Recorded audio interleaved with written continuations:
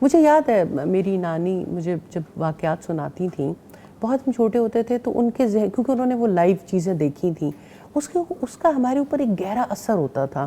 اور جب وہ یہ بتاتی تھیں، اور مجھے آج تک وہ جملے نہیں بھولتے کہ ہمارے خاندان کی 3 بسز نکلی تھیں اور 2 لوگوں کے علاوہ کوئی نہیں بچا تھا. اس وقت تو شاید وہ تکلیف اتنی تھی. آج خاندان میں سے کسی کا ایک کا کھو جانا اتنا بڑا حادثہ ہوتا ہے. اور فائزہ دیکھیں لوگ کتنے بڑے ٹراما سے گزرتے ہیں. میں جب اس کو سوچتی ہوں کہ جس عورت کا شوہر چلا گیا، بچے چلے گئے، اہل خاندان چلے گئے، وہ تنہا ہے، وہ کتنی اذیتوں سے گزری ہوگی.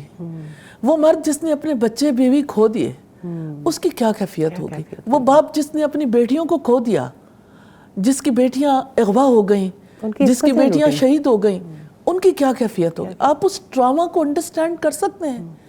وہ کسی مقصد کے بغیر نہیں تھا، وہ بڑے مقصد کے لیے تھا، جس مقصد کو بحثیت قوم کے ہم نے اس طرح سے یاد نہیں رکھا جس طرح سے یاد رکھنے کا حق تھا.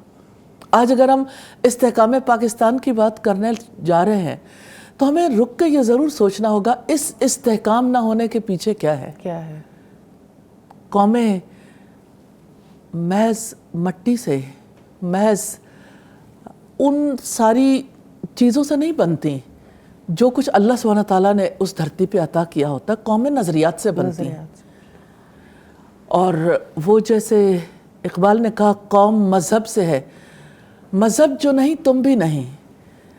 تو اصل بات یہ ہے کہ جو اس نظریے کی تحریک پاکستان کی بنیاد تھی، جو آئیڈیالوجی تھی، اور آئیڈیالوجی سبھی کی ہوتی ہے، ایسی بات نہیں ہے.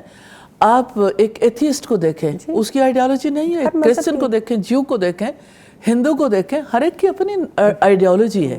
اور اپنی شناخت کو برقرار رکھنا ہی ایک ہمت کا کام ہے. تو آپ دیکھیں کہ اس وقت پاکستان جس کرائسس میں ہے، آئیڈیالوجیکل کرائسس میں ہے، آئیڈینٹی کا کرائسس ہے.